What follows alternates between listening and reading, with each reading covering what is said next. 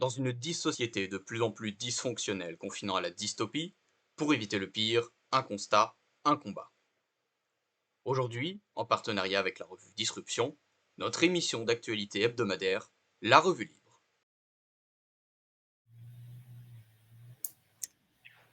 Bonsoir Gauthier, Salut Flavie, tu vas bien? comment vas-tu? Très bien. Écoute, alors je ne le prends pas mal, mais je trouve aujourd'hui que tu es habillé comme quelqu'un de gauche. Qu'est-ce qui t'est Ah bon? arrivé? Est-ce que je suis en Oui. t-shirt? C'est un peu surchauffé là où je suis. Mais écoute, non, tu me disais tout à l'heure, tu t'es senti tout d'un coup de droite parce que tu avais vu un biopic sur Reagan. Et moi, je me disais Ah que oui, j'avais envie de revoir Carnet de voyage sur la jeunesse du Tché, parce que j'avais bien mhm, aimé. Donc, d'accord. tout d'un coup, Donc, je me sentais un peu de gauche. Mais ça m'arrive hein, de me sentir de gauche dans des dîners de droite, hein, ceci dit, hein. ah bah oui, de toute façon, moi c'est pareil, tu sais, j'ai toujours, quand je suis à une soirée nudiste, j'ai envie de venir en burkini.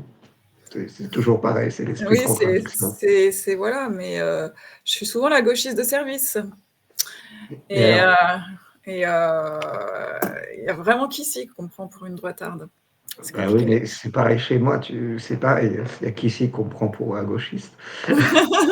En fait, on est en train de régler nos problèmes d'identité, quoi. C'est un Ouais, peu on a un ça. gros problème d'identité. On est, Mhm. on est ailleurs que tout ça. C'est pas tellement. Ouais, En c'est fait, on ça, on est considère que. transcourant, Voilà. on est trans, Et, voilà. et on est trans, fluide. Et d'ailleurs, c'est aussi On est devrait être. politique fluide, ouais, il y a les gender fluides, nous on est politique fluide, et c'est Non, merveilleux. mais on constate surtout que ça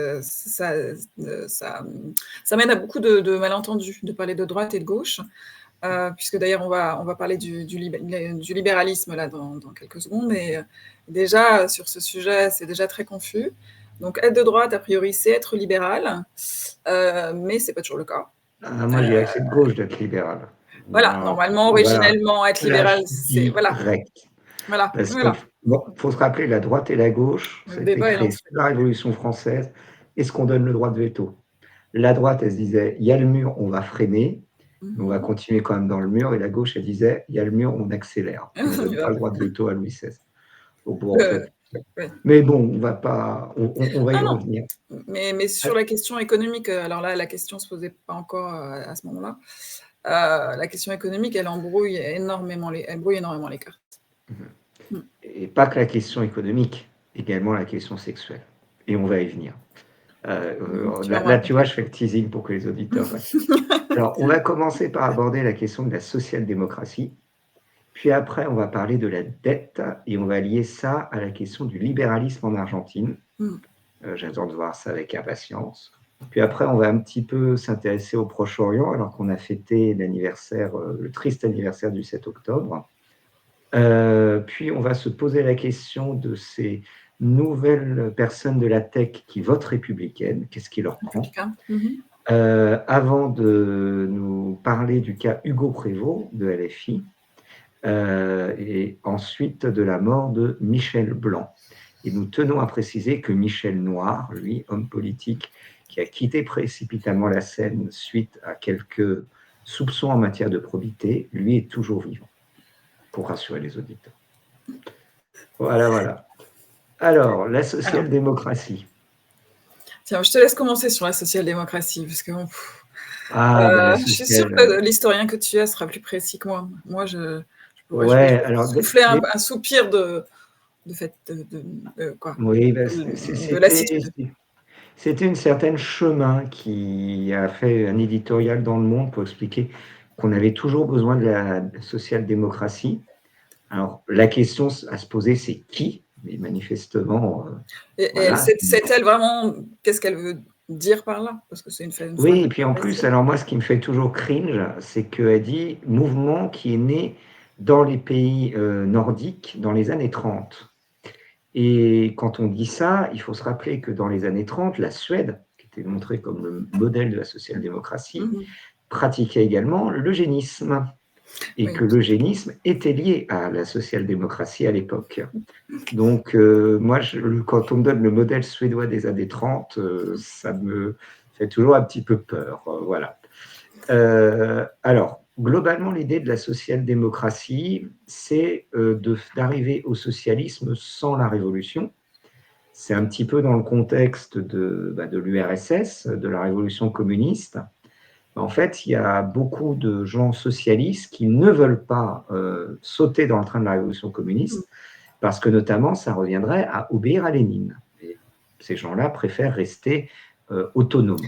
Ça a donné le congrès de Tours, 1920 en France, avec la scission entre le Parti communiste et les socialistes, qui vont se faire appeler à partir de ce moment-là sociotraîtres par les communistes, puisqu'on voit qu'ils préfèrent une société bourgeoise qu'on va progressivement modifier qu'une révolution qui était un petit peu quand même l'alpha et l'oméga de la pensée socialiste et de la lutte anticapitaliste. Mais si on n'y arrive pas par la révolution, on y arrive par la démocratie, et donc social-démocratie, mais il faut quand même, dans ces cas-là, si on y arrive par la démocratie, il faut nourrir les esprits à cet idéal, à cette idée-là. Si ce n'est pas la révolution, comment fait-on? Déjà, on se plante. Je pense qu'on peut dire ça, parce que la social-démocratie n'a pas empêché la montée en puissance d'un autre socialisme, et le nationalisme, lui, en Allemagne nazie. D'ailleurs, le SPD a payé un prix attribut assez lourd à ça. Mais en fait, le terme social-démocratie apparaît vraiment à partir des années 50, sous la pression américaine. Parce que dans le contexte de la guerre froide, les Américains se disent quand même, les élites européennes, à ne pas vouloir partager le gâteau, au bout d'un moment, elles vont faire le lit du communisme. Et donc, on voit qu'il y a une rupture qui est en 1947, les grandes grèves ouvrières en France, qui sont matées dans le sang, au prétexte qu'elles auraient été manipulées par le Parti communiste, ce qui historiquement est faux. Et à partir de ce moment-là, les Américains, je me rappelle de télégrammes diplomatiques de l'époque, c'était par l'historien Irving Wall, qui sont à se pisser dessus de rire en disant on en a quand même assez de payer les armes que les élites françaises utilisent pour mater leur population pour éviter de faire des réformes sociales. Donc on est vraiment face à une Amérique qui n'en peut plus de cette bande de branquignols et qui va mettre la pression pour en fait créer un capitalisme à visage humain. Zhou Enlai en Chine fera le communisme à visage humain. Là, c'est le capitalisme à visage humain. C'est-à-dire, en gros, dire les mecs, remettez rien en cause, mais on va vous donner un niveau de vie suffisant pour que vous atteigniez le statut de classe moyenne. Et alors, en Allemagne, ça va très vite se faire. C'est le congrès de Bad Godesberg en 1959, parce que l'Allemagne est sous occupation américaine. Donc les Américains vont un petit peu hausser la voix, ça va donner le SPD, le parti de masse et l'État-providence d'une manière générale. Le deuxième État-providence, après l'État-providence nazi des années 30, on va le remplacer par un État-providence de social-démocratie.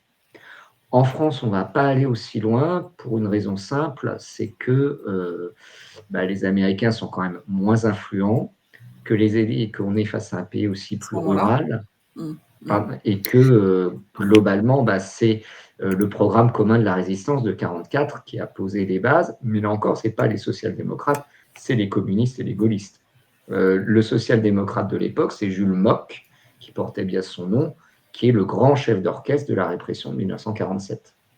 Donc, il y a toute une forme de fake news, c'est de penser que le capitalisme a accepté d'être aménagé à la marge par des sociodémocrates, alors qu'en réalité, ce sont les Américains qui se sont dit on va temporairement l'aménager à la marge pour éviter une explosion sociale et qui déstabiliserait nos fidèles vassaux à l'heure de la guerre froide. En fait, la social-démocratie est au capitalisme ce que l'Union européenne est à la paix. Tout le monde dit qu'on avait réussi à dompter le truc. En réalité, dans les deux cas, c'est juste qu'on est dans la glacière américaine. Oui, et c'est peut-être aussi une sorte de cache-sexe, la social-démocratie, parce que c'est quand même, si on regarde bien, c'est souvent des mouvements dits de gauche, hein, enfin, c'est une gauche libérale, hein, la gauche Tony Blair, Clinton, qui a mis en œuvre ce que moi j'appelle le néolibéralisme. Hein. Alors je sais que c'est un mot qui est beaucoup critiqué, mais moi je considère que... C'est critiquable, le néolibéralisme. Alors, bon, peut-être on peut en parler, mais le néolibéralisme, ce n'est pas le libéralisme, parce qu'évidemment, le droitard de base libéral va me répondre c'est pareil, fermez le banc. Je pense qu'il y a une très grande différence. Mais c'est ce qu'on peut constater, oui. Moi, c'est ce que je parlerais plutôt de, si je peux utiliser ce mot-là, de cache-sexe, oui. La social-démocratie, comme quand François Hollande nous dit, avant d'être élu et pour être élu, mon ennemi, c'est le monde de la finance. Ils ont toujours eu un discours et dans les faits, ils n'ont jamais combattu un libéralisme qui se pervertissait. Le truc en plus, c'est ce qu'avait montré le philosophe Charles Rodin, où il appelait la gauche du capital. Oui. Le capital obéit à une logique, je ne vais pas faire mon marxisme de base, mais qui est la logique de l'exploitation, la logique de la commodification des sociétés, de transformer les gens en machines dont on va extraire une marge par rapport à leur travail pour faire du profit. C'est la logique du capital. Et cette logique du capital, parfois, il va un petit peu se calmer s'il a la trouille. Et le truc de la social-démocratie, pourquoi la social-démocratie a fonctionné? Parce que le capital a eu la trouille de 1917 jusqu'en 1991. D'ailleurs, un premier ministre chinois qui avait dit que pour la classe ouvrière européenne, la pire des catastrophes avait été la disparition de l'URSS. Oui, enfin, il a moins la trouille, le capital, maintenant, je pense. Oh non, là, maintenant, il se sent bien. Là, il a pris la confiance. Ça fait un bout de temps qu'il a pris la confiance. Et donc... de ce côté, quand tu as admis François Hollande, tu te dis, OK, c'est bon. J'aimerais bien un adversaire qui soit digne de moi, parce que là c'est un peu humiliant. N'empêche que ça a fait très peur quand il a été élu. Ça fait un peu comme l'effet Mitterrand. Et puis les gens se sont vite rassurés. Il y a des gens, vraiment, il y a des gens qui ont peur. Ah oui, j'en connais. Mais oui, il y a des gens qui ont peur facilement. Marc, c'est vrai, t'imagines un cauchemar. Tu es devant un immense flanc avec des lunettes qui attaque la bourse de Paris, le palais Brongniart. Ça s'est révélé être plutôt ça, donc la peur est vite retombée. Mais bon... En fait, le flambi, c'est un petit peu, si tu me pardonnes, au capitalisme, ce que l'attaque des tomates géantes tueuses est au film américain. Et au cinéma. Un peu ça, ouais. Ouais. Mais non, c'était pas à cause du mariage gay que la personne dont je parle a eu peur. Parce que c'est vrai que c'était la loi sur le mariage gay est passée juste au moment, je crois, de l'élection de Hollande. Non, c'était juste les bourgeois parisiens qui avaient très peur d'avoir des hausses d'impôts conséquentes. Je sais pas si ça a vraiment été le cas, d'ailleurs, je crois pas. De toute façon, là, c'est un gouvernement de centre-droit qui va augmenter les impôts, donc comme quoi, on ne sait jamais à quoi on peut s'attendre sur la taxation en France, que ce soit de gauche ou de droite. Enfin, je veux dire, on a des surprises. Je te vois avec un petit sourire coquin quand tu dis ça. Je pense à tous les gens qui croient encore à la droite et la gauche. Mais c'est ça. Il y en a en 2024. On les a vus. Non, mais c'est vrai, il y en a qui croyaient encore qu'Emmanuel Macron allait les protéger de l'impôt. Donc là, il y a peut-être sur l'ISF, il y aura peut-être quelques déçus de leur vote. Il faut bien reconnaître quand même que ces derniers temps, on a même découvert qu'il y avait encore suffisamment de républicains en France pour faire un gouvernement. Oui, c'est vrai. Mais c'est ce qu'on avait dit la dernière fois. C'est un gouvernement, c'est vrai, qui démocratiquement, par rapport aux élections, c'est quand même hallucinant. Les Républicains sont sans doute le parti avec le Parti socialiste qui s'effondre le plus. Et c'est un florilège au gouvernement. Alors, pour terminer un petit peu, parce que là, il y a les sociodémocrates qui sont en train de sortir de la tombe, donc j'ai envie de donner un dernier coup de pelle pour en être définitivement débarrassé. Moi, je me rappellerai toujours notamment en 2005, Müntefering, qui était le patron du parti social-démocrate allemand à l'époque, qui avait dit « oui, il faut attaquer le capitalisme ». Et ça me faisait super marrer quand on pense que... on a cité, quand on cite les lois Hartz IV, qui ont été la grande régression sociale en Allemagne, ça a été fait sous l'ère Schröder, qui était social-démocrate.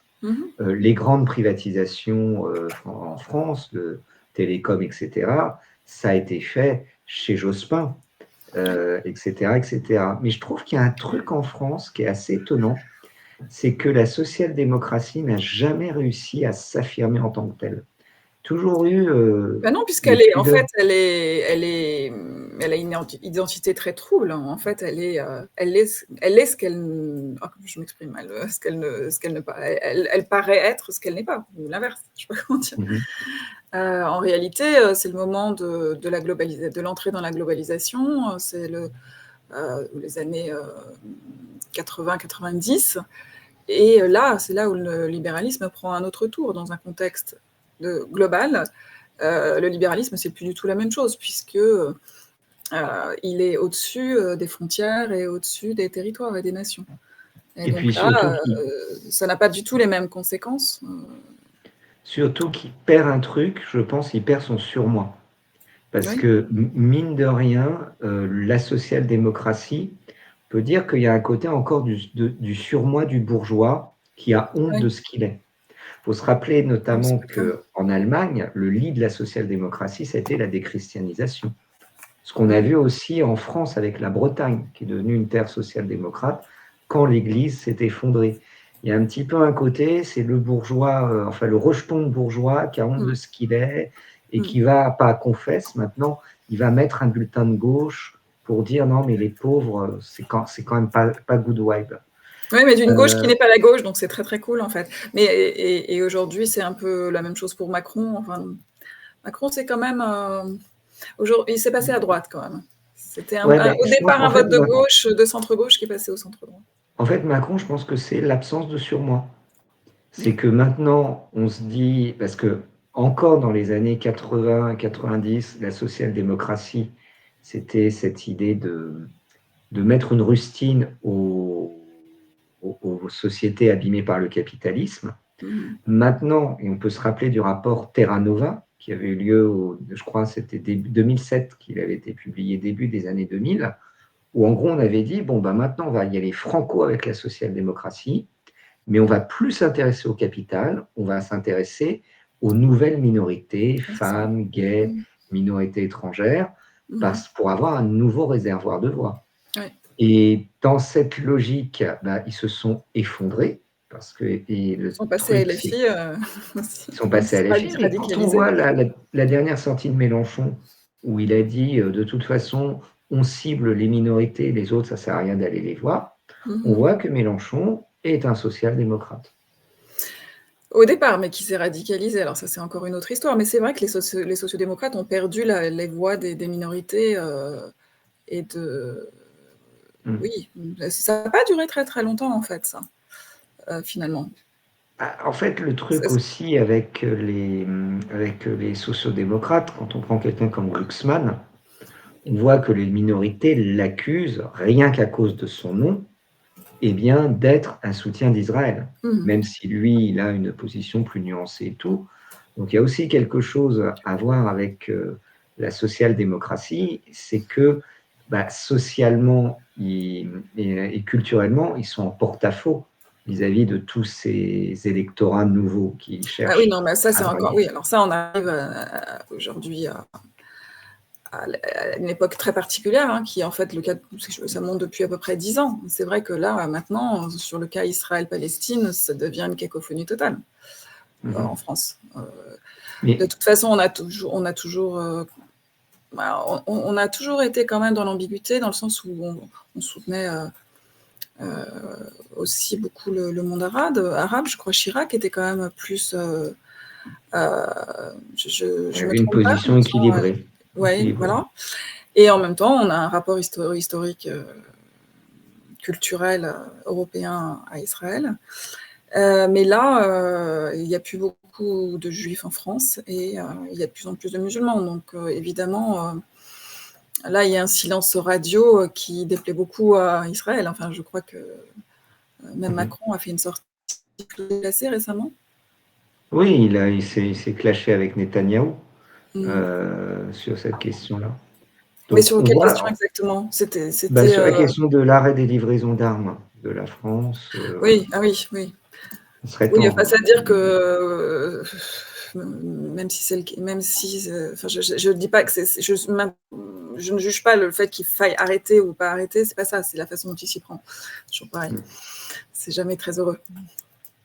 Et pour terminer, en fait, un dernier point, je pense que le problème de la social-démocratie, c'est ce qu'on dit en religion, le Christ vomit les tièdes, Mhm. qu'en fait, c'est vraiment une branche de la gauche qui correspond à une époque de tiédeur, parce que la situation géopolitique étant verrouillée, les Américains vont pousser ce mouvement parce qu'il leur semble enfin, garant d'une permanence et d'une stabilité européenne. Mais là, maintenant, on est dans une époque où on voit qu'on est face à à une période de plus en plus tendue. Oui, ça ne peut plus fonctionner, c'est ce que je... Ouais. Voilà, et que donc la tiédeur, face aux prédations du capital, qui est quand même en très grave crise depuis 2008, ça va commencer à... En fait, ça devient de plus en plus inaudible. Je crois que la social-démocratie, c'est avant tout le fantasme de quelques intellectuels de gauche, typiquement les profs, les universitaires, tous ces gens-là, qui rêvent d'une social-démocratie qui n'a jamais existé, tout comme ils rêvent d'une Union moi, si je peux résumer par une image qui, pour moi, parce que qui pour moi très, très illustrative de ce que j'appelle le néolibéralisme, la social-démocratie aujourd'hui a mené à ce qu'un éleveur aujourd'hui laitier doive aligner le prix du lait français sur les prix roumains ou indiens. Aujourd'hui même indien, parce qu'il est question d'importer du lait indien, roumain, ukrainien bien sûr, et de Nouvelle-Zélande aussi, du beurre. Mais ça, c'est une très bonne nouvelle pour le bilan carbone. Non, mais quand je parle de néolibéralisme, j'utilise souvent cette image parce que pour que les gens, c'est-à-dire, on ne pouvait pas imaginer avant qu'on importerait du lait de l'autre côté de la planète. Tout ça parce que même avec un mauvais bilan carbone, normalement, c'est quelque chose qui devrait compter, et un coût quand même de transport, visiblement, non, mais de toute façon, c'est du foutage de gueule. C'est du foutage de gueule totalement intégral. C'est une logique purement idéologique. Oui. Et en fait, c'est surtout une manière de montrer qu'on ne veut pas humaniser le système, qu'on ne veut pas humaniser le capitalisme, et que le capitalisme, c'est, pour reprendre l'image d'Orwell, une botte cloutée qui martèle un visage de l'homme pour l'éternité. Non, mais c'est ça, c'est-à-dire que ça s'humanise parce qu'il y a un discours communicationnel sur les minorités très, très, très moralisateur et qui devient de plus en plus intenable d'ailleurs, parce que la corruption est telle que bon, c'est difficile à mettre en parallèle. Mais voilà, encore une fois, c'est ce que est devenu le libéralisme. C'est on va boire du lait indien, voilà. Et c'est là où il y a une perversion du libéralisme. C'est pas être anti-libéral de dire qu'il s'est perverti. Et c'est là où les discours en France sont très confus. On peut peut-être arriver à ça maintenant sur la question de la dette. De la dette, du libéralisme. On a des combats même de gens qui sont censés être d'accord. Je ne vais pas citer peut-être les noms, de souverainistes même qui... Ils existent encore qui se disputent sur ces questions-là, parce que vous avez les étatistes absolus qui se réclament du gaullisme, mais c'est très bien, le problème, le gaullisme, ça se passait à une époque qui n'est pas la nôtre. C'était pas la même société, Voilà. L'État, c'était pas... Et donc, c'est un petit peu comme se réclamer du colbertisme. Oui. Allez, à partir du 19e siècle, où tu as les navires frigorifiques, quoi. Ouais, faut forcément toujours adapter les choses. Exactement. Alors, sur la dette. Non, mais par exemple, je sais qu'il y en a il y a certaines personnes pour qui le fait de réduire la dépense publique est absolument horrifiant, puisque je ne sais pas si ce mot existe. Ouais. Je ne vais pas nommer parce que bon, je vais peut-être pas nommer les noms. Je ne vais pas te faire des ennemis, je comprends. Non, mais je suis d'ailleurs plutôt quelqu'un que j'appréciais, mais Philippe Murer, pour ne pas le nommer, alors je vais le nommer, qui nous dit que oui, il faut absolument pas réduire le nombre de fonctionnaires parce que ça grèverait le PIB puisque ce sont des consommateurs. Donc, il nous parle d'une économie de la demande en réalité. Bon, le problème de parler de la suppression ou pas des fonctionnaires, c'est qu'on ne dit jamais lesquels. Oui, alors si on supprime des fonctionnaires, c'est des gens qui vont être au chômage peut-être un certain temps et qui vont moins consommer. Ceci dit, peut-être peuvent-ils, si c'était moins compliqué qu'aujourd'hui, créer leur entreprise. Alors, on en arrive Alors, et dans ces cas-là, il faudrait en effet plutôt baisser les charges sur les PME, et on est en train de faire exactement l'inverse en ce moment. C'est pas tellement le discours de Philippe Murer, vous voyez, et donc c'est un discours qui, voilà, aujourd'hui, j'adhérais plutôt à ce qu'il disait, mais je pense qu'il est un petit peu trop idéologique, et aujourd'hui, voilà, chacun est dans son couloir idéologique, et il n'y a pas de nuance ni de finesse, en fait. Disons que Ce qu'il moi, faut se rappeler, je crois que ces gens vivent un petit peu dans l'obsession et la peur du plan Laval de 1935, où pour relancer l'économie, on avait baissé les salaires des fonctionnaires de 30% brutalement, ce qui avait cassé la reprise économique de la consommation. Mais on n'est pas dans le même monde, déjà parce qu'il y avait beaucoup moins de fonctionnaires proportionnellement à la population dans les années 30. L'explosion des fonctionnaires, nombre de fonctionnaires, c'est à partir du moment où, après la Seconde Guerre mondiale, où l'État va devenir un État proliférant. Ça, c'est le premier truc. Et aujourd'hui, il est obèse et inefficient. Alors, je crois que c'est 2,5 millions de fonctionnaires aujourd'hui. Oui, et en fait, le truc avec la dette, alors, la question de la dette, c'est toujours, est-ce que la dette permet des investissements pour demain? Le gros problème, c'est que comme on est face à un capitalisme en voie d'essoufflement, qui en fait n'arrive plus à l'échelle globale à produire de la croissance.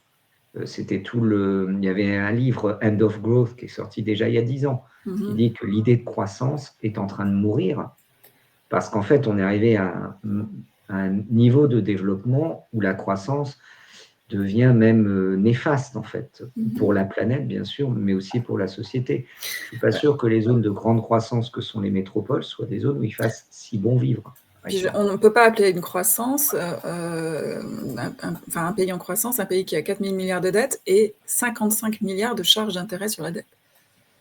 Oui, oui. Alors, comment parler de dépenser pour la croissance alors que la croissance, ça donne ça? En fait, le truc, c'est que depuis une quarantaine d'années, il y a une révolution dans les formes de gouvernement, où on commence à détricoter la démocratie et le contrôle démocratique pour le remplacer par des systèmes administrés, souvent dans une logique transnationale ou supranationale. Il faut se rappeler quand même que le Conseil d'État, organisation fondée par Napoléon, désormais, une grosse partie de son activité, c'est de voir comment on va transposer les décisions de la CJUE dans le droit français. Exactement. C'est une antenne de la CJUE en France. Oui. C'est quand même un peu problématique. Et ce qui se passe, c'est que cette révolution, qui a été une révolution silencieuse, qui s'est mise en place depuis 40 ans, il a fallu, un peu comme la vieille tactique dont on parle toujours, de la grenouille, qu'on met dans de l'eau tiède pour mieux la rôtir. On la chauffe progressivement, donc elle ne s'en rend pas compte. Voilà. Il a fallu en fait maintenir des clientèles suffisamment importantes pour que ces clientèles continuent à voter pour la prorogation du système, qui est en train en fait de les déposséder, suffisamment longtemps pour que la révolution dans le gouvernement soit irréversible en fait. Moi, je le vois beaucoup comme ça. Et on voit très bien que qui a été la béquille du système pendant les années 90, même jusqu'aux années 2000, c'est tout le corps professoral qui a continué, par exemple, qui a continué à voter pour le système. Pourquoi? Parce que c'est des emplois protégés, non liés à la mondialisation, avec pas d'objectif de rentabilité, etc. Alors en fait, maintenant, ils sont plus protégés. Oui, parce qu'en fait, maintenant, je crois que la grande nouveauté depuis les années 2010, et notamment du macronisme, c'est que comme la révolution administrative est allée suffisamment loin, et ils nous le montrent chaque jour, ils n'ont plus besoin d'avoir une majorité. Et donc, forcément, là, ils commencent à saigner les anciennes clientèles. Donc, on a laissé gonfler la dette le temps de maintenir des clientèles de manière artificielle, alors qu'il faut se rappeler que la mondialisation, et Brzezinski avait déjà dressé la feuille de route dès son ouvrage sur l'ère technotronique au milieu des années 70. La mondialisation sera un phénomène minoritaire en termes de gagnants. Il n'y aura que 30% de la population qui sera encore utile au système de production. Mhm. Et voilà, on y est à peu près, puisque selon Christophe Guilluy, il y a 40% de la population qui vit dans les métropoles. Mais Et ce serait aussi pour ça que l'éducation nationale est finalement un régalien qui est de plus en plus marginalisé, de moins en moins régalien, puisque c'est plus quelque chose, l'éducation est plus un domaine dans lequel l'État qu'on a aujourd'hui a envie d'investir. on ne va plus avoir besoin, en fait, de Oui. beaucoup de gens bien éduqués. Et donc, Même plus on éduque les gens, plus ils risquent de se rebeller, en voilà, plus. c'est ça. Et donc, aujourd'hui, on a des profs qui ont tout juste quelquefois le niveau bac, qui sont recrutés en speed dating, qui sont Et qui ont contractuels. des salaires de misère. Des salaires de misère, tout ensemble. Avec l'utilisation des contractuels. Donc, je Mm. pense, moi, personnellement, je pense que la dette, c'est pour permettre, en fait, de faire fonctionner une économie de rentier. Mhm. Une économie où il faut être proche du pouvoir pour encore pouvoir s'en sortir, parce que le Mhm. pouvoir va distribuer des prébendes grâce à la dette. Et comme les prébendes sont de plus en plus minces, il faut être de plus en plus proche et donc de plus en plus soumis au pouvoir. Je crois que c'est la grosse différence, tu vois, par rapport à la dette qu'il y avait à l'époque de la Révolution française. Parce qu'on nous rebat toujours les oreilles sur la dette de la Révolution française. C'était, je crois, 70% du PIB. C'était beaucoup moins. Et c'était une dette, alors, je n'oserais pas dire qu'elle était productive, c'était une dette qui était le résultat des guerres. Oui. C'est-à-dire, ce n'était pas un système de redistribution des prébendes. Non. Et encore une fois, c'était une dette détenue souverainement, ce qui n'est plus, voilà, ce qui n'est plus notre cas du tout aujourd'hui, je rappelle, j'ai déjà dit, que notre dette est à plus de 50% détenue par l'étranger aujourd'hui. Ce qui nous rend, ce qui pose des problèmes évidents de souveraineté et de soumission éventuelle sur plein de sujets. Pour peut-être un petit point sur la réforme budgétaire. Et après, tu voulais aussi parler de l'Argentine par rapport à la question. Oui. Mais rapidement, donc c'est sur l'éducation nationale qu'on va un peu taper, mais paraît-il qu'il y a moins d'élèves qu'avant. Alors, est-ce que c'est lié à la démographie en baisse, hein, Il y a eu un petit baby-boom dans les années 2000, mais là, la démographie française est en train de s'aligner sur la démographie européenne. Ouais. C'est impressionnant. Donc, il y a 4000 enseignants, il y a 4000 enseignants qui vont disparaître. Et quand ça te fait peur, on va les mettre où dans... Mais alors, qui vont déjà disparaître d'eux-mêmes. Alors, je n'ai pas très bien compris, parce qu'il y a 2000 temps plein qui... Là, sur la réforme budgétaire, il y a 2000 postes à temps plein qui disparaissent. Mais il y avait déjà 4000 postes d'enseignants en cours à disparaître. Donc, là, je suis un peu pas très claire sur mes chiffres. Mais en tout cas, là, dans les décisions prises pour économiser, 2000 temps plein qui disparaissent. Ça, c'est vraiment là où il fallait faire des économies. Hein. Je trouve ça vraiment extraordinaire. Et par contre, il y a 2000 postes prévus pour les handicapés. Alors, je trouve que c'est quand même, en parallèle des postes et du nombre d'handicapés en France, c'est quand même un chiffre un peu étrange. D'un côté, il y a beaucoup de retard dans l'accueil des handicapés. Oui, mais je sais que pour les enfants autistes, il y a un accompagnant par enfant. Enfin, c'est quand même... je trouve que c'est lourd, quand même. Ben oui. On peut peut-être en mettre un pour deux, vu les... je ne parle pas de sujets que je ne maîtrise pas bien, mais ça me semble quand même beaucoup. Et après, ce sont le ministère du Budget, symboliquement, qui fait des efforts, et le ministère du Travail. Ceci dit, les dépenses courantes de l'Assemblée nationale ont augmenté cette année par rapport à l'année dernière. Ça, c'est assez logique avec l'inflation, les banquelles et tous les trucs. Les charges doivent sacrément augmenter. Donc, bon, voilà, c'est des petites... Alors, Milei. En Argentine, donc. Alors, par exemple, Philippe Murer déteste, évidemment, Javier Milei et nous dit que, pour l'instant, le chômage augmente, que la pauvreté augmente. Bon, c'est un peu difficile, évidemment. C'est pas que ça augmente, c'est que, est-ce que peut-être... Je ne vais pas défendre Javier Milei du tout. Enfin, je suis assez partagée sur le personnage. Non, c'est ni l'un ni l'autre, c'est que je observe un phénomène, mais je ne suis pas là pour le... Non, c'est pas ce que je voulais dire. Mais... il nous dit ça, je pense que c'est surtout que le nombre de pauvres, pour l'instant, ne va pas se réduire aussi rapidement que prévu, et le chômage non plus. Ça dépend comment on lit les chiffres, j'en sais rien. Hein. Oui, on peut lire les chiffres dans un sens comme dans un autre. Mais encore une fois, ce n'est pas pour défendre spécialement le personnage, mais c'est pas tellement... Je pense que c'est pas... Il ne faut pas tenir un discours moral là-dessus, c'est que c'est que l'Argentine est un bon exemple. Après des années de péronisme et d'inflation fonctionnariale, eh ben on passe à l'extrême inverse. Ça peut aussi nous arriver, à un moment où vraiment le budget de l'État sera à la limite de la mise sous tutelle. Bon, ça, je sais pas, ça se passera peut-être d'une façon moins sympathique parce que ce sera repris par l'Union européenne et les banques. Mais en tout cas, en Argentine, ça se passe avec l'arrivée de ce personnage qui se dit anarcho-capitaliste, qui a été élu à 56% des voix, et qui nous dit qu'entre la mafia et l'État, il préfère la mafia parce qu'au moins elle a des codes et tient ses engagements. En gros, c'est un mec qui a regardé un biopic sur Thatcher et qui est rentré en politique. Ouais. Alors, il a réduit les fonctionnaires, il y a 25 000 fonctionnaires en moins. Voilà, ça c'est un article du Figaro que je vous cite. Alors, il y a des témoignages de Français installés là-bas qui sont assez curieux et pas très fouillés. J'aurais bien aimé leur poser plus de questions parce que nous avons quelqu'un qui s'appelle Mathieu, qui était avant souverainiste de gauche. Il est passé de Asselineau à Milei, sans nous détailler vraiment pourquoi. Il y a Nicolas, qui est un ex-corse nationaliste aussi, qui est devenu libertarien. Donc, bon. Comme quoi, On n'a pas l'Amérique, ça change de l'homme. On n'a pas plus de détails, c'est un peu frustrant. Alors, celui qu'on appelait El Loco est devenu El León, c'est-à-dire on est passé du fou au lion rugissant. Donc, visiblement, pour le moment, peut-être en Argentine, et il est plutôt comment dire,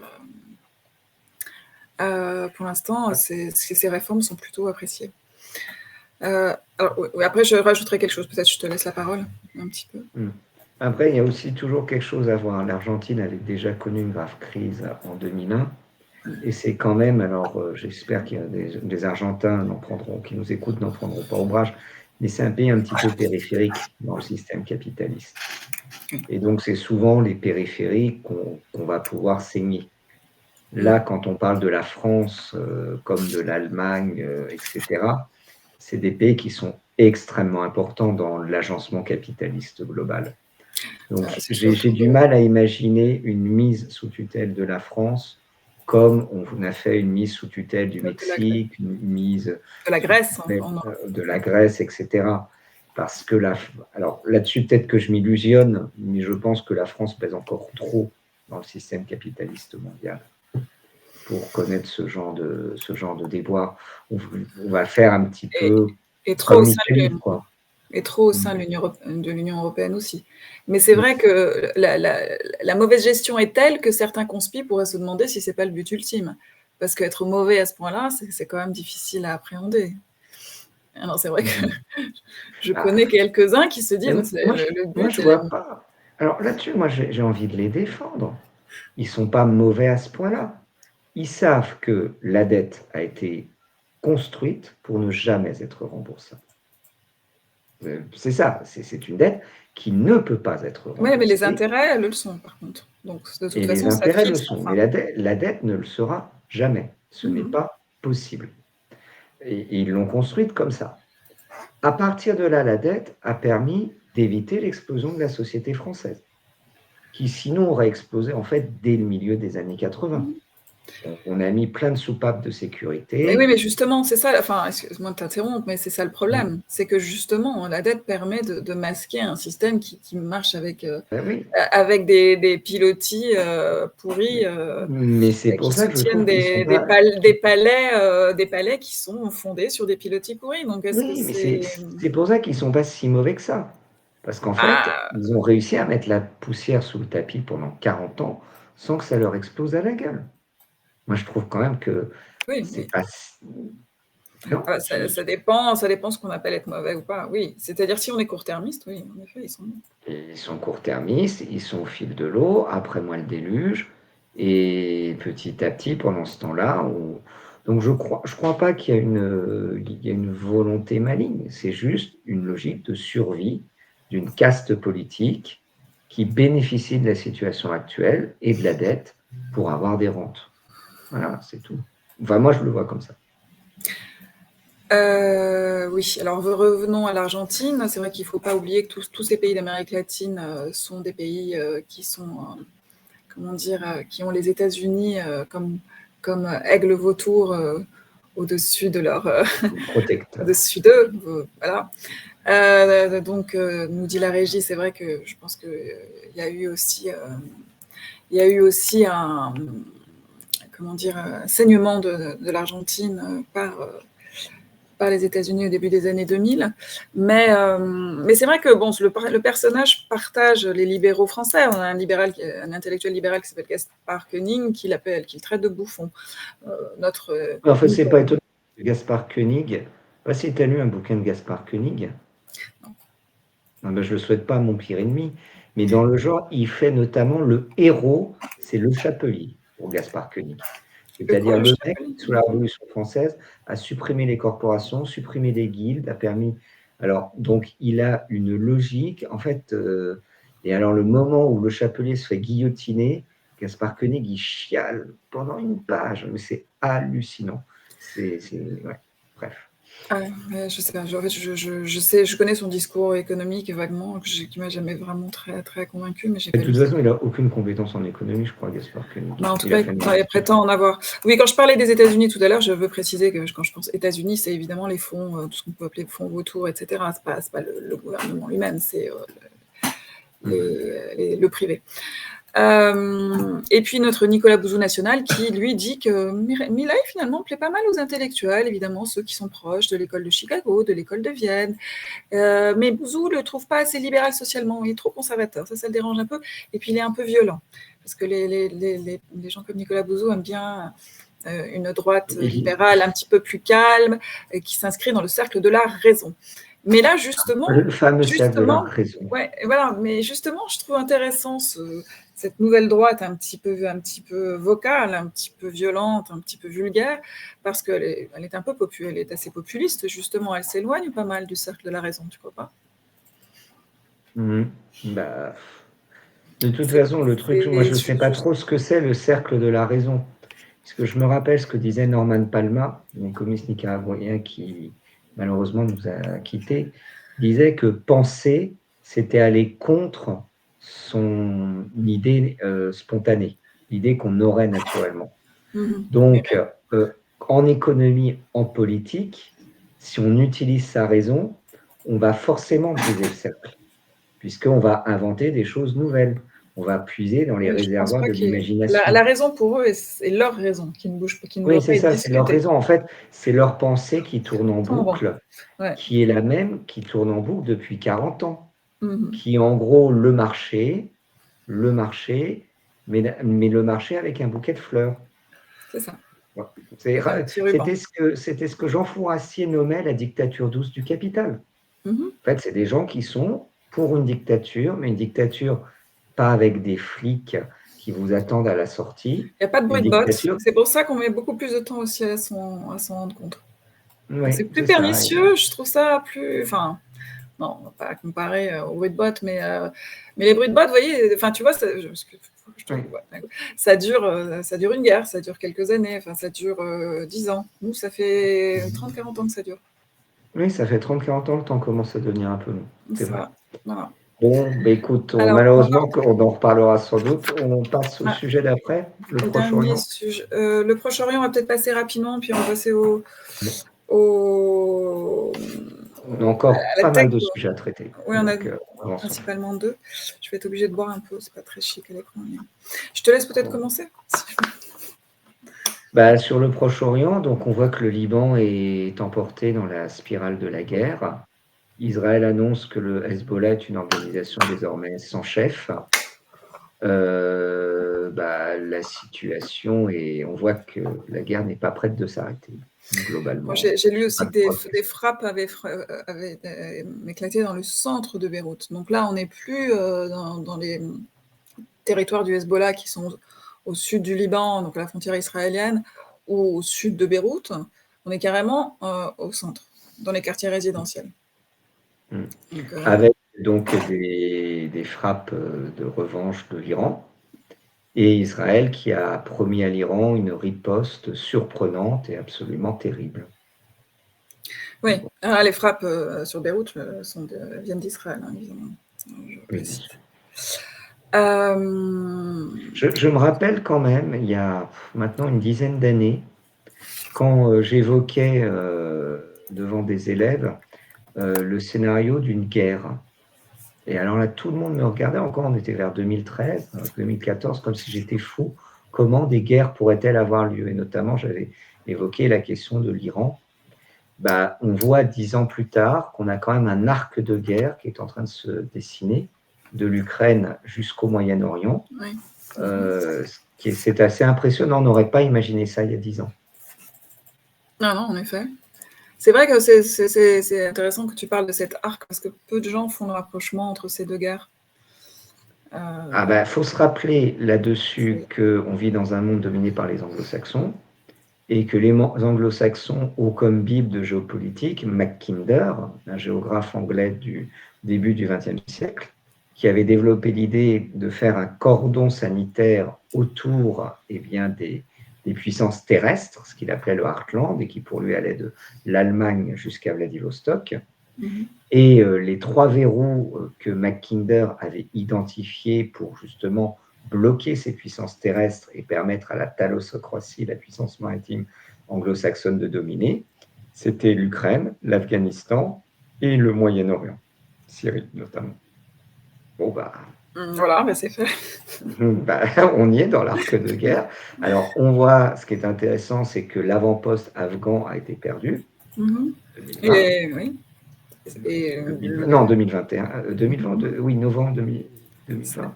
je ne saurais plus. Oui, non, je pense. Oui, je ne voudrais pas. Ouais. J'ai un doute si c'est pas 2021. Non, 2020. Donc voilà. On voit que au Moyen-Orient, qu'il reste les 2 postes, Moyen-Orient et Ukraine.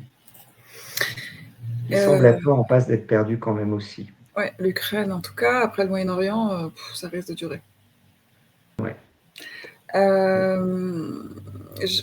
absolument terrible. Oui. Alors, la mort de Nasrallah, est-ce que moi j'ai cru entendre, mais est-ce que tu as entendu la même chose, que lui s'apprêtait à plutôt avoir une position de négociateur?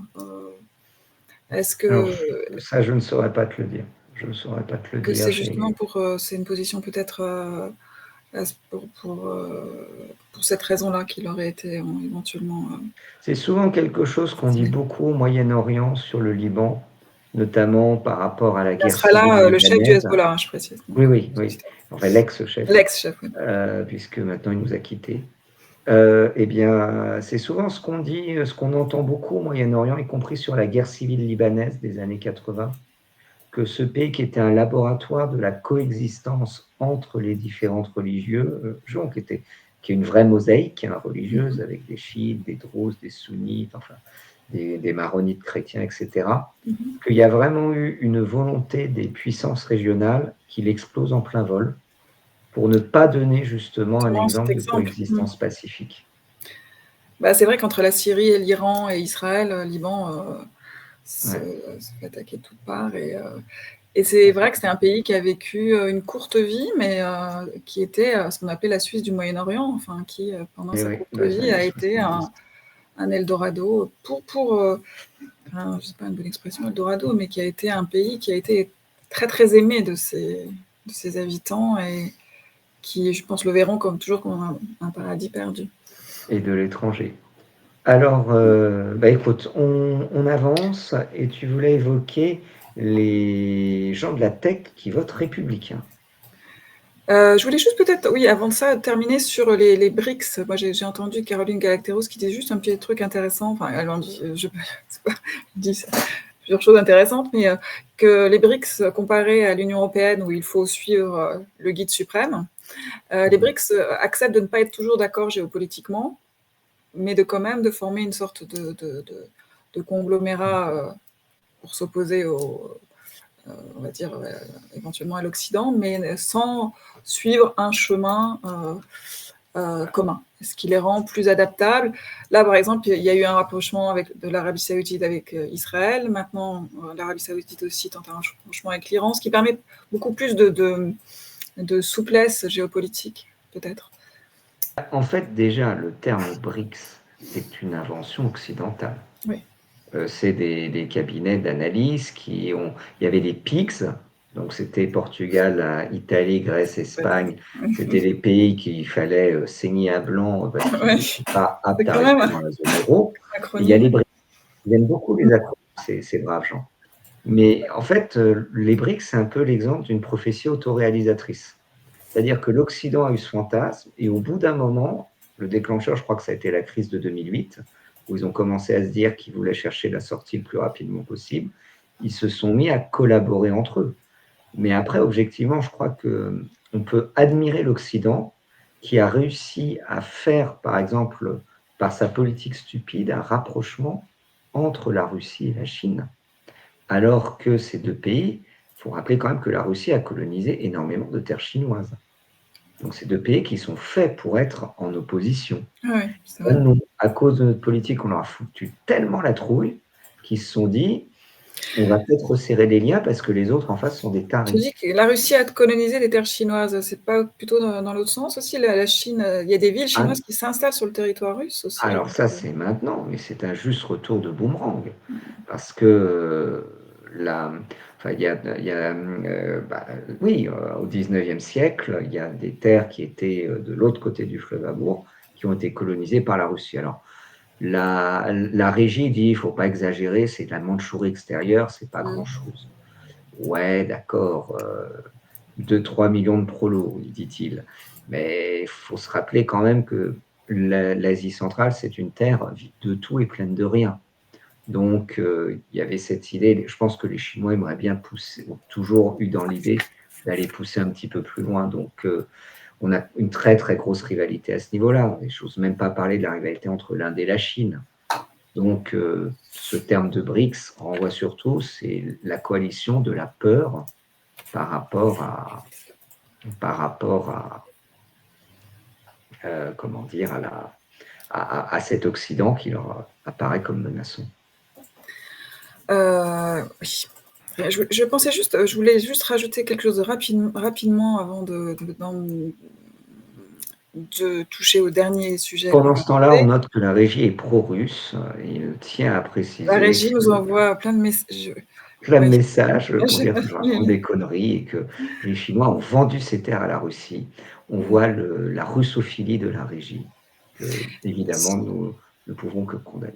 Sur le rabot budgétaire, en tout cas, oui, et je voulais juste dire que, bon, en tout cas, sur tout ce qui est aide sociale, pour l'instant, visiblement, rien n'est touché. Donc là-dessus, on continuera à avoir des minimums vieillesse qui sont supérieurs aux retraites d'un très grand nombre de Français. Alors, je pense que le minimum vieillesse compense une retraite inférieure, parce qu'il y a des retraites qui sont autour de 800 €, le minimum vieillesse, c'est à 1000 quelque chose. Je trouve que c'est aussi assez symbolique de la différence entre... Et je veux dire, une retraite, c'est une cotisation à vie, et minimum vieillesse peut être touché par n'importe quel membre de l'espace Schengen qui arrive en France. Hein. Voilà. Donc, je tenais aussi à ajouter que je connais quelqu'un qui a créé son entreprise, qui me dit qu'entre les aides aux entreprises qu'il peut recevoir de la France ou de l'Union européenne, puis les taxes qu'il doit repayer, ça revient à peu près au même.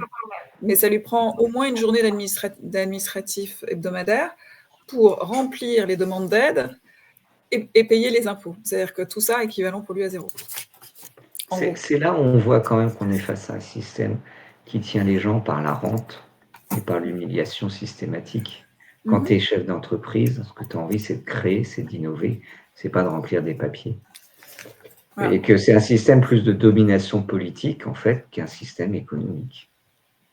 Exactement, oui. Ouais. Et c'est le paradoxe de ce politique qui se déclare libéral, c'est-à-dire qu'il est libéral pour lui, mais pas du tout pour ses administrés.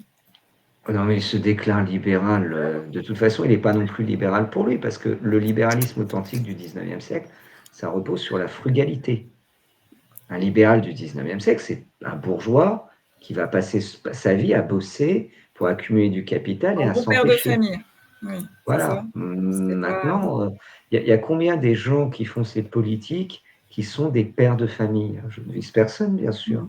Mais on voit qu'ils ne sont plus du tout dans la logique libérale. libéral du 19e siècle, il ne serait pas sorti avec sa Mhm. prof de théâtre à un moment, il faut arrêter de déconner. Ouais, Il, enfin, a, c'est il encore avait un autre chose, mais, surmoi. ouais. Voilà. Mais ça, c'est la question sociale et je trouve pas le mot, mais d'autre côté, enfin l'autre question libérale qu'on n'abordera pas ce soir. Bon, alors on passe aux milliardaires de la tech qui culturellement ont toujours été plutôt du côté démocrate et progressiste. Hein. Silicon Valley, c'est la Californie, c'est quand même le le gros bastion problème du progressisme, c'est que tu démocrate. trouves toujours un plus progressiste que toi et tu deviens réac à la fin. Ben voilà, alors à un moment, à force, oui, c'est ce qui est en train de se passer. Les choses paraissent changer assez radicalement. Alors après, en fait, ils sont plutôt en train de se diviser, les milliardaires de la tech. Mais je pense qu'il y a aussi un problème pour eux, c'est que de toute façon,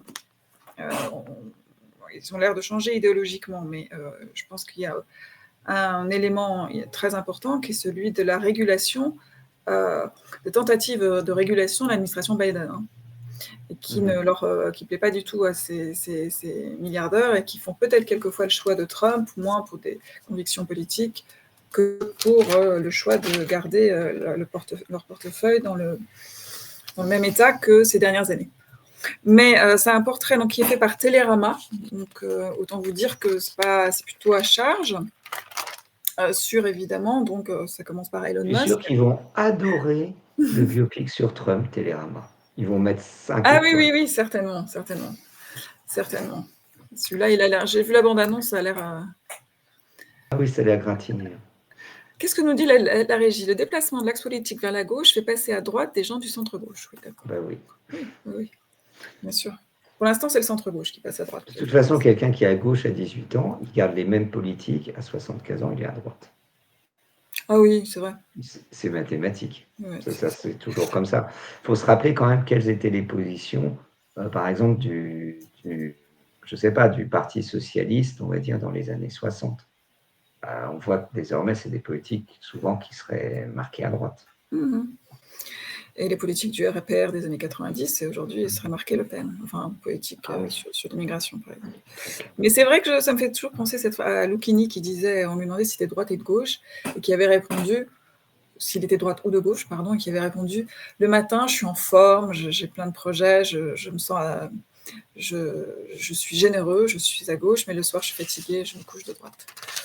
Bah, et je sais plus, il avait un peu argumenté différemment, mais c'était assez rigolo. Alors, on repasse... donc, oui, voilà, donc milliardaire, évidemment, le milliardaire en chef, fortune 250 milliards de dollars, Elon Musk, donc, qui a déclaré donner 45 millions de dollars par mois à un comité pro-Trump, parce qu'on ne peut pas financer directement un candidat, mais des comités qui le soutiennent.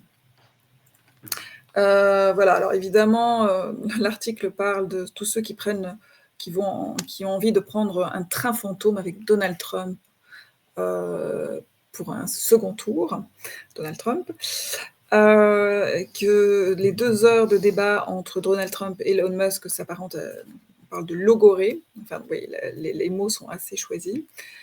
Trump a dit lors de cette émission à Musk qu'il lui confierait une commission de l'efficacité gouvernementale chargée de réaliser un audit financier de l'administration et de formuler des recommandations pour des réformes drastiques.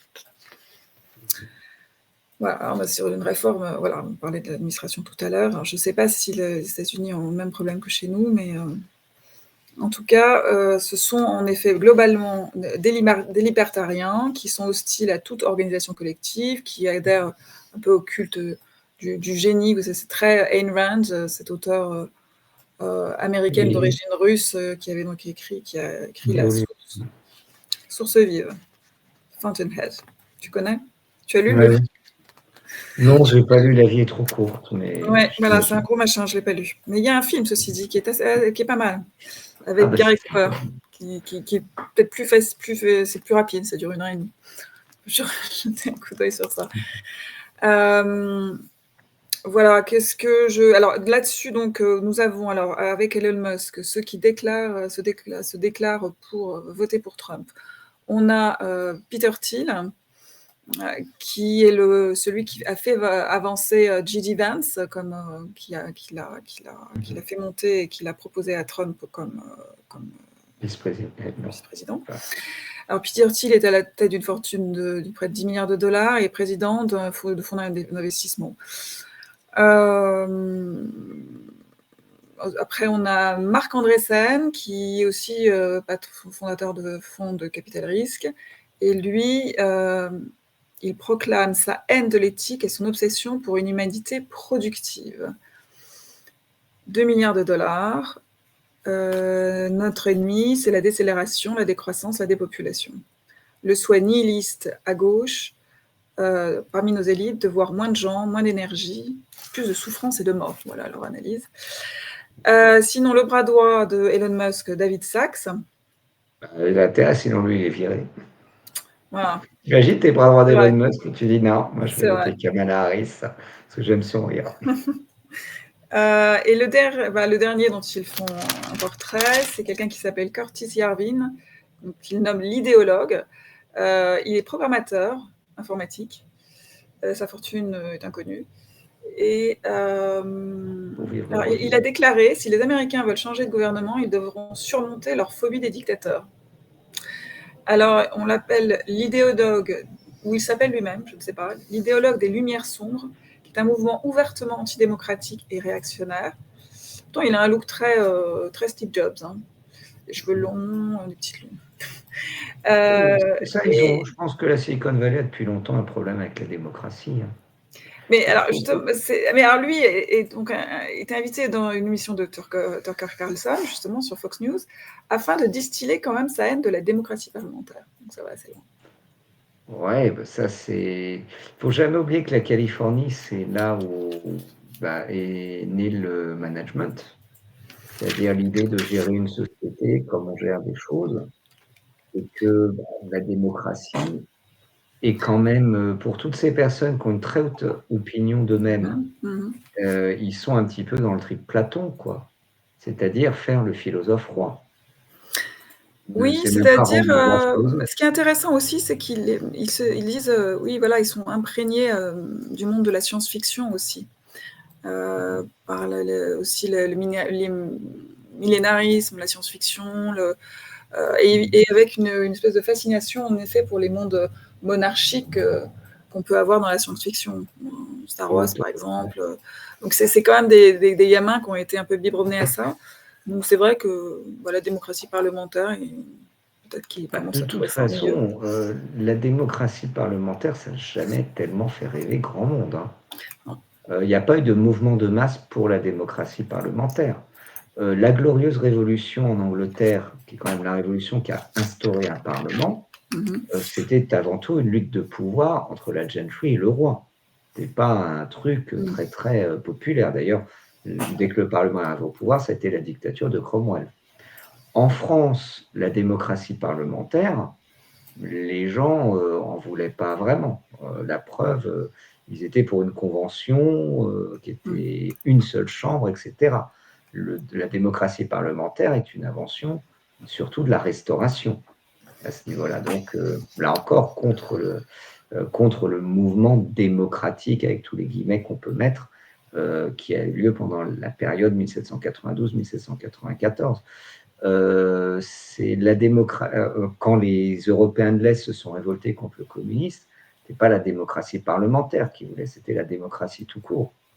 Là-dessus, c'est assez classique en fait. Et quand on regarde la plupart des grands auteurs, je pense à Tocqueville, je pense à Platon, tous les grands intellectuels, il y a une forme de mépris de la démocratie.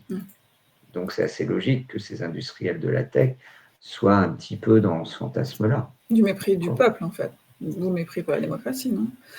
Mépris du peuple, oui, c'est ça. C'est-à-dire que, en fait, c'est tout bête, la démocratie nécessite une forme d'optimisme pour y croire. Or, on voit que d'un côté, on a la gauche avec les démocrates à la Harris, etc. Ce ne sont pas des optimistes, ce sont des gens qui sont en train de vendre la dégringolade, en fait, de la société. Donc, ils ne peuvent pas être démocrates.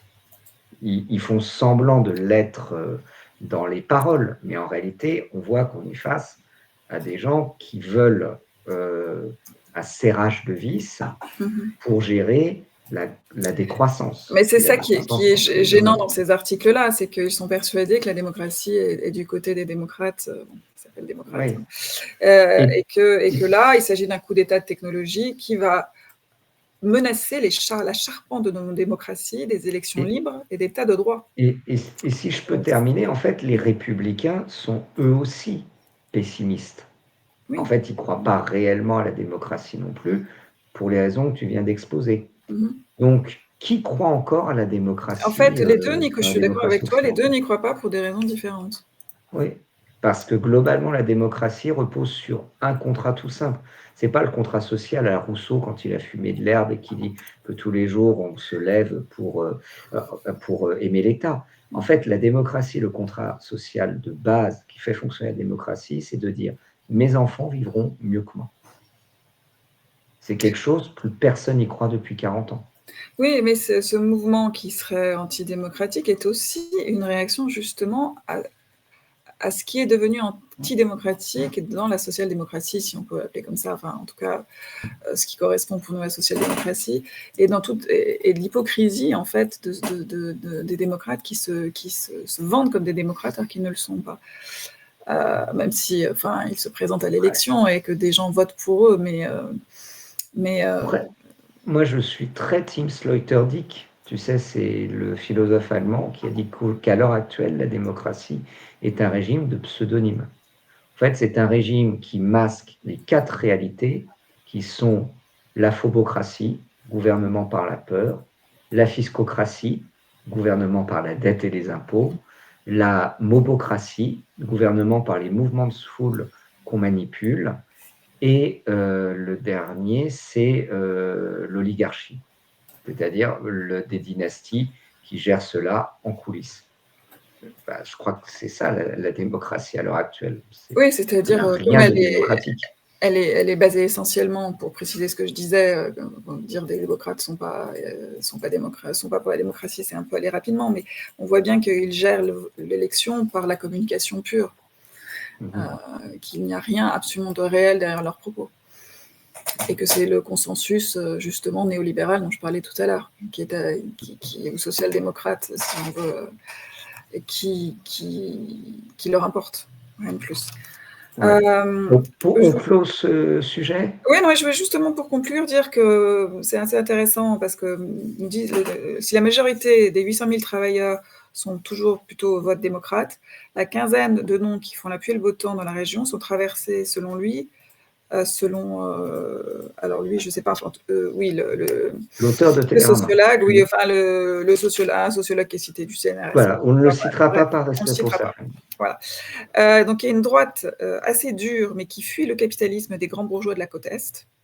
Après, il y a un mouvement socialiste utopique qui a prospéré au début du XXe siècle sur le terreau de l'université de Stanford, dont les fondateurs venaient de l'Indiana, longtemps l'État le plus raciste des États-Unis. Et voilà, ça c'est le deuxième mouvement. Et le troisième, l'industrie militaire. La sociologie, c'est quand même un métier. Hein. C'est trouver dans un mouvement social des racines qui datent d'il y a un siècle et demi. Je ne sais pas de quoi il parle, ce mouvement socialiste utopique qui est né dans un État raciste. Là, j'avoue, je ne sais pas trop de quoi il parle. La droite dure, qui fut le capitalisme de la côte Est, ça je le comprends. Et surtout, moi, ce que je voulais en arriver, à la proximité avec l'industrie militaire, qui a toujours apporté des financements.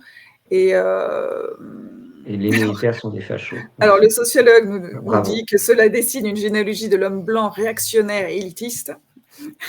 Mais bon, il ajoute aussi, ce qui est plus intéressant, il faut les observer avec d'autant plus de rigueur que depuis 2016, la Silicon Valley est le premier argentier des deux camps, républicains et démocrates, et le premier lobbyiste à Washington, comme à Bruxelles, devant l'agroalimentaire et l'énergie. Et je rajouterais le pharmaceutique. Ça me rappelle Jean-Claude Michéa qui jadis disait dans un livre « À quoi reconnaît-on un intellectuel de gauche ?» C'est un mec qui est au kiosque de journal de la gare et qui, en regardant les couvertures des magazines et des journaux, se convainc que le fascisme est sur le point d'arriver et le militarisme est sur le point d'arriver au pouvoir en France. Ouais. tellement ça. Ah oui, non, c'est vrai. La régie nous cite Upton Sinclair pour ce socialisme utopique, c'est peut-être ça. En fait, là, on n'a pas le temps de vérifier exactement, Ouais, mais c'est quel est le fort mouvement, mais probable. ouais. Juste un Heu, point pour terminer. Donc, on voit vas-y. que la démocratie est pas dans la merde, mais fort heureusement, elle est sur le point d'être sauvée par LFI. Non, je déconne. Ah oui, Parce tu veux nous parler que, de bon, ben oui, parce que NFP, je trouve que c'est un rassemblement dont l'acronyme, qui porte bien son acronyme, les NFP. Je laisserai à nos auditeurs le soin de cogiter là-dessus, puisque manifestement, dans ce parti qui se déclare féministe et tout, il y a quand même un petit problème avec la braguette, puisque oui, c'est vrai. Hugo Prévost, de 25 ans, a été exclu On du groupe. t'entend plus, on t'entend plus. Ah bon? Ouais, je Vous m'entendez là? là, ça va. Ouais. A été exclu du groupe LFI et a démissionné de l'Assemblée de son poste suite à des plaintes extrêmement graves, même si on n'a pas plus de précision pour l'instant, en matière de harcèlement sexuel. Et sa Mmh. suppléante, elle aussi, a démissionné parce qu'elle ne veut plus rien avoir à faire avec lui. Alors, là-dessus, que dire? Bah, que Si dire, ce ouais. n'est que c'est le dernier d'une très longue liste, Mmh. puisque, on a déjà eu Katniss, qui a eu des problèmes. On a eu qui d'autre encore? Enfin, quand on aime, on compte plus, mais Ouais, je ça sais. commence à faire un certain paquet, quoi. Ouais, il y a problème de violence conjugale. Attends, c'était qui? Ah, c'est Katniss, ouais. Oui, bah, et puis d'autres, il y a eu aussi des histoires autour de Coquerel, il y a eu des histoires Oui, alors autour Coquerel, oui, je te dirai pas son surnom. Les auditeurs peuvent, imaginer. Aussi, ouais. c'est un petit jeu pour finir par la soirée. Et il y avait Denis Baupin, là, c'était l'affaire justement avec Sandrine Rousseau, non? Bon, enfin bref, Bon, il on y s'en en fout. avait Mais plusieurs. bon, tout ça, ils font beaucoup bon, ceux qui font des leçons de morale, oui, ce sont pas Enfin, j'avoue qu'il y en a il y a quand même beaucoup d'affaires de LFI mmh, et là-dessus, moi, ça me fait penser à ce que disait Pascal, «Qui veut faire l'ange fait la bête». ouais. Il y aurait une vraie réflexion à mener sur le rapport qu'ont les partis de gauche radicale avec le féminisme. Bah, Heu, surtout dans leur rapport avec l'islam aussi. oui, mais même sans Ça, c'est ça, encore un autre sujet, ouais.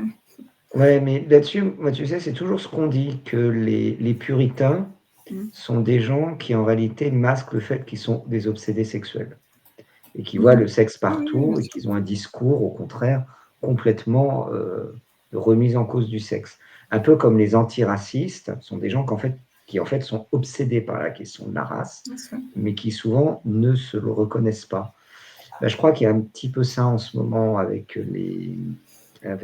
comment dire, tous ces gens de gauche. C'est quand même des milieux où les gens sont très naïfs et de ce qu'on voit, de toutes les affaires qui remontent, ça a l'air d'être un milieu de sacrés prédateurs.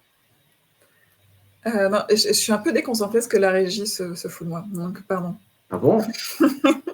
Dis donc, c'est pas Ou on voit sympa. des messages, bon et Ouais. je voulais répondre à quelque chose que tu as dit et ça vient de m'échapper.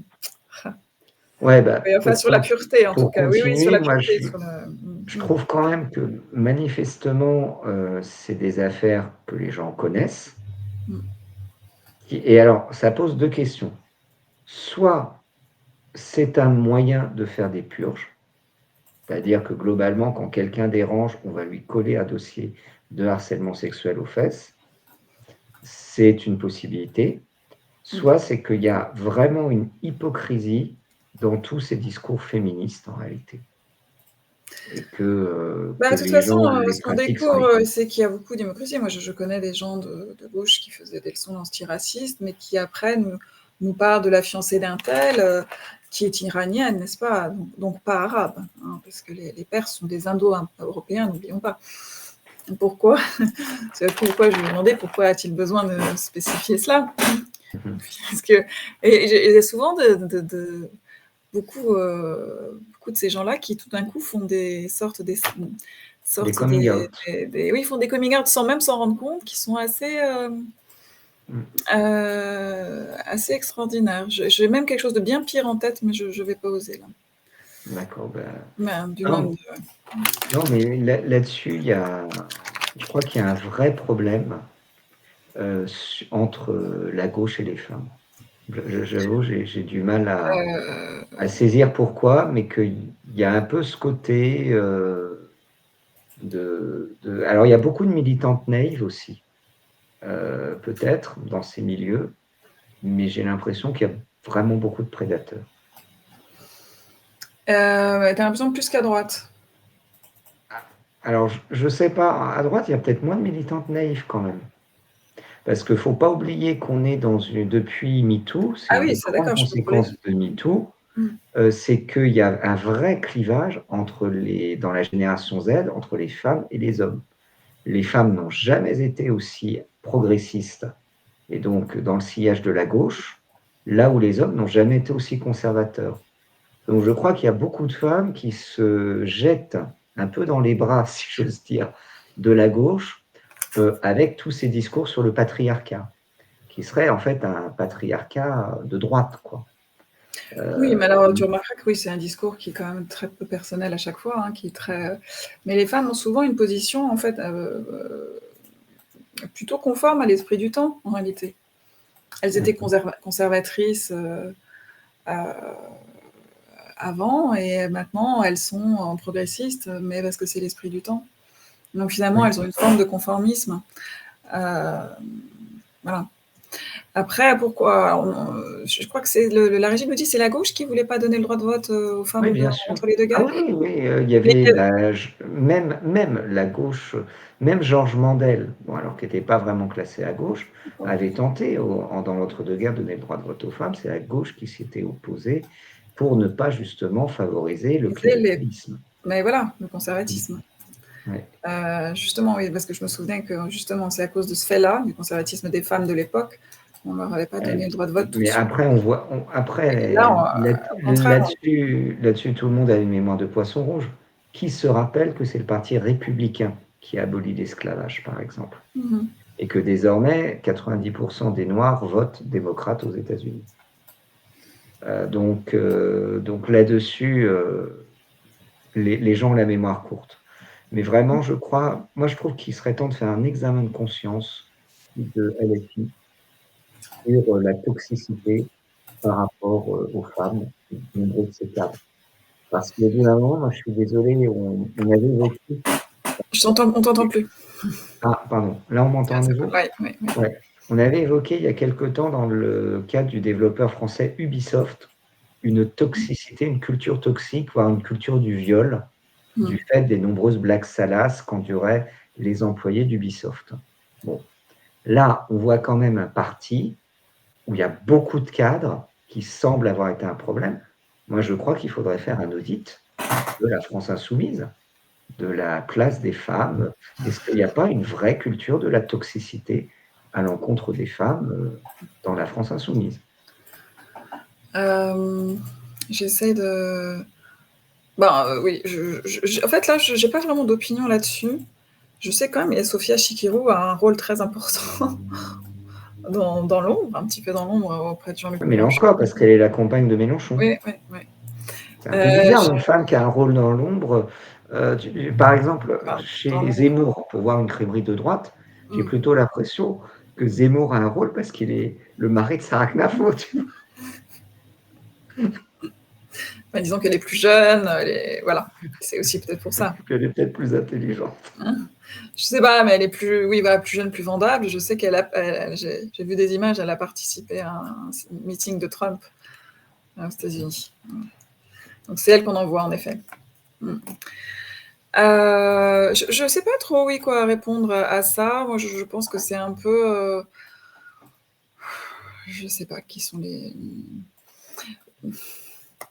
La question. Je sais pas, non, parce que moi je trouve que LFI passe son temps. Enfin, les gens de gauche passent leur temps à parler de la pédophilie dans l'Église catholique qui existe. Ou de l'abbé Pierre, ou de toutes ces choses-là.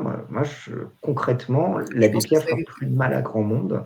Ouais. Par contre, moi, les cadres de LFI, je me pose des questions, très sincèrement. En tout cas, la pédophilie, il y a aussi cette chape de plomb sur la question pédophile. Et c'est vrai qu'en général, quand on a entendu des noms, que ce soit aux États-Unis, Epstein Et ce qui peut sortir aussi, c'est avec Puff Daddy, là, je sais pas très bien, j'ai pas très bien suivi, mais je crois qu'il y a aussi des histoires de pédophilie. Ce sont des artistes qui se déclarent plutôt à gauche. Enfin, Epstein, c'était pas un artiste, mais il était plutôt proche du Faut Parti quand démocrate. même. Et chez nous, c'est Jack Lang et consorts. Donc c'est vrai que ça se passe plutôt Oui, et à puis il faut gauche. se Là, je rappeler, parle de pédophilie. Hein, faut se rappeler quand même qu'il y a récemment un directeur de Sciences Po qui a dû démissionner parce qu'il avait été éclaboussé par l'affaire du Hamel, qui était une affaire de pédophilie. Le directeur, le Vichra, le dernier de oui, Sciences Po, a dû pour violence démissionner conjugale. Oui. suite à des affaires de violence conjugale communes. C'est quand même, enfin, c'est un peu problématique, moi je trouve. Oui. Oui. Bon, on aborde le dernier sujet, la mort de Michel Blanc. Ah oui. Bah, la mort de Michel Blanc, oui, ça c'est arrivé très brusquement. Je ne sais pas très bien de quoi il est mort, parce qu'il est mort à l'hôpital, nous dit-on, d'une crise cardiaque, mais on meurt tous d'une crise cardiaque. Et Alors, à 72 ans, il a fait une allergie, en c'est fait. ça, une allergie sur un produit à l'hôpital, Ouais. a priori, mais quel produit? Bon, ça après. Allergie, voilà. Si on tape, je n'ai pas encore regardé. Contrairement à ce qui a été dit, il ne serait pas mort d'une allergie à l'injection. La réaction, je ne sais pas, évidemment. Alors, on va regarder. Là, c'est voici il y a un jour. Donc, parce que France Info nous disait il y a 5 jours, un choc anaphylactique. Bon, de toute façon, à la limite, de quoi il est mort, on mourra tous de quelque chose. Oui, mais il est mort quand même relativement jeune. Et oui, Michel Blanc, c'est la génération de mes parents aussi. C'est des bronzés. Nous, on a été biberonnés à ça. Donc, c'est Jean-Claude Duss, quoi. Et c'est vrai que c'est avec Alain Delon le mois dernier, voilà. Il y a une grande partie du cinéma français qui est partie. Et moi, je me souviens spécifiquement d'un film récent qui est le film que tu as vu visiblement aussi, qui s'appelle L'exercice de l'État. Un très bon film. Ouais. Et Oui, je vois un directeur de cabinet du ministre, joué par Olivier Gourmet, ministre des Transports. Ouais, qui est un très bon acteur aussi, et qui joue un ministre des Transports qui se voit acculé, je crois, à privatiser des gares. Hein, donc, c'est sur le sujet des privatisations. Mais c'est traité avec pas mal de finesse. Et c'est principalement sur l'exercice de l'État, le titre ne peut pas être plus précis. Oui, avec 2 scènes, moi, qui m'avaient marqué. La première scène, c'est la scène du début, où il y a un quart de lycéens qui a un accident, et le ministre se retrouve à faire le service après-vente, si j'ose dire, parler immédiatement aux médias. On voit qu'en fait, le métier de ministre, c'est un métier de communication. Et la deuxième scène, c'est quand le directeur de cabinet, donc joué par Michel Blanc, joue un petit... Pardon ? Ta voix s'est éloignée à ce moment-là. Je ne sais pas où est le micro, mais... Je ne sais pas. Qui joue donc Michel Blanc et qui est seul, en fait, au ministère parce qu'il doit travailler, je ne sais pas, revoir un code quelconque. Et là, il y a un de ses anciens camarades de l'ENA qui vient lui rendre visite. Ils ont une discussion. L'ancien camarade de l'ENA est allé dans le privé. Et Michel Blanc, lui, dit qu'il veut rester dans le public, même si concrètement, il est bien conscient qu'il n'aura aucun impact. En fait, du fait notamment des régulations européennes, puisque l'un des fils rouges du film, c'est que l'Union européenne veut la privatisation des gares. Alors, ça paraît un peu en contradiction avec ce qu'on a dit tout à l'heure, mais ça ne l'est pas en réalité, dans le sens où Michel Blanc joue un fonctionnaire dans le meilleur sens du terme, qui a vraiment ce fonctionnaire... un moine. Oui, voilà, un moine, bon, peut-être plus dans le sens gaulliste du terme, qui a vraiment un sens de sa mission viscéralement attaché au corps. Et là, en l'occurrence, les privatisations ne se font pas dans le bon sens. Alors, c'est toujours compliqué, on ne va pas revenir au débat de tout à l'heure. C'est surtout qu'en fait, si je me rappelle bien, le ministre est content parce qu'on lui propose le ministère des Affaires sociales et il se dit « je ne serai pas le ministre de la privatisation des gares ». Et on va faire des grandes choses, dit-il donc à son directeur de cabinet joué par Michel Blanc, juste avant de découvrir qu'en fait, le président va lui imposer un directeur de cabinet, va l'éloigner de ce serviteur de l'État pour tout simplement, en fait, le rendre totalement impuissant. Ouais. Et la privatisation des gares par l'Union européenne, ça veut dire aussi la mise en concurrence. Donc, ça veut dire privatisation, mise en concurrence étrangère, etc. Donc, voilà, comme on disait tout à l'heure, tout ça, c'est une histoire très, très complexe et il s'agit surtout pas être Alors, idéologue. moi, Parce que personnellement, sur Michel Blanc, donc toi, tu dis à la génération de tes parents. Moi, j'avoue que j'ai pas de lien sentimental très fort avec lui. c'est pas J'ai que j'ai jamais un entendu lien, l'opposer. oui, mais c'est l'équipe du Splendide, mais c'est vrai que lui avait fait quand même une carrière un peu différente, un peu plus avec des films On un peu sent que c'est plus, quelqu'un qui a plus plus, forts. c'était un grand pianiste. Je pense que c'était quelqu'un qui avait une vraie profondeur Oui, intellectuelle oui, parce qu'on n'avait pas forcément les autres. par rapport aux autres. Après, c'est le seul film du Splendide que j'ai vu, c'est Le Père Noël est une ordure. Et il n'est pas dedans. Si, je crois qu'il est dedans, mais il joue la travestie, Ah non, la trans. c'est Clavier qui joue la trans. Ah bon? C'est Ouais, Christophe. tu vois, donc tu vois, j'ai vraiment pas la culture. Non, non, il est là où il a Il percé joue un tout petit peu, il énormément. joue pas quelqu'un qui appelle à un moment? Alors peut-être, Ah, une voix, oui, il mais joue une voix au téléphone. peut-être, mais je me souviens pas l'avoir vu, ou alors il a un tout petit rôle, oui, ou alors une voix. Bon. Non, mais c'est dans Les Bronzés. Dans Les Bronzés, Oui, oui. voilà, toutes les répliques, je les Moi, connais. le seul bronzé que j'ai vu, j'ai honte, c'est le 3. Ah non, mais il faut que tu vois les 2 premiers. Mais Ouais, ouais. il essaye de draguer tout le temps sans succès, il est toujours en train de prétendre qu'il attend quelqu'un, que sur un malentendu, ça peut toujours marcher, enfin, toutes ces répliques un peu cultes. Ouais. Il apprend à skier, c'est un désastre, il est terrifié, il se retrouve bloqué en haut du téléphérique. Enfin bon, c'est que des scènes qu'on connaît par cœur. Quand D'accord. on a... Voilà. Mais c'est d'une certaine manière un petit peu le. Oui, bah c'est une France déjà qui est assez ancienne. Oui, ouais, bah, oui. Bah, c'est Et la France des années qui. 80, hein. Donc c'est Je ça ne là. sais pas si ça parle encore, tu vois, par exemple, les bronzés, si ça parle aux Je jeunes si, générations. enfin, moi, mon fils aime beaucoup, l'a regardé plusieurs fois de suite. Il aime Ah beaucoup. oui, d'accord. Je pense que c'est un film qui a pas trop, enfin, qui a vieilli, mais qui fait très années 80, mais qui est très regardable encore. D'accord. Ouais. Moi, je sais qu'on avait regardé, on avait regardé Le Père Noël est une ordure le jour de Noël. Et mes enfants s'étaient bien marrés. Mais ouais, il y a quand même, enfin, voilà, c'est quelque Bah, chose, je il y pense. en a d'autres. Il y a Twist Again à Moscou. Il y a. Ah, qu'est-ce qu'ils ont fait d'autre? Il y en a un qui m'échappe. Enfin, toute la fine équipe, là. Mais c'est clair que par rapport à là, comment il s'appelle, celui à la moustache, mais qui n'est pas Hitler, Gérard Jugnot, bah, la carrière de Michel Blanc était encore meilleure. Oui, c'est pas du tout le même type de personnage, c'est sûr. Et il y a Thierry Lhermitte aussi, qui a fait quand même une petite carrière. Oui, Oui. ça fait longtemps qu'on l'a pas vu. Josiane Balasco. Et Anne-Marie Chauvel. Chazelle, Anne-Marie Chazelle, qui était la femme de Clavier, oui. Bon, allez, je vais arrêter d'étaler mon ignorance du cinéma français. Marianne Chazelle. Marianne Chazelle. Marie. Ah, Marie. Donc, on s'arrête là, Flavie? Oui. Allez, bah, écoutez, donc, Bonsoir à tous. Il reste à conclure. Je te laisse conclure. Je suis à sec. Non, moi, je veux juste conclure, c'est tout. Bon, concluons. Voilà. Bonsoir à tous. Allez, et à la bonsoir. semaine prochaine.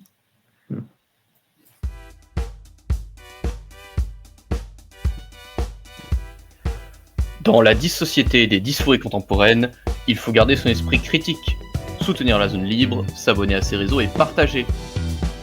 Dans la société des crises en dissolution, être dans la zone libre, c'est passer du constat au combat.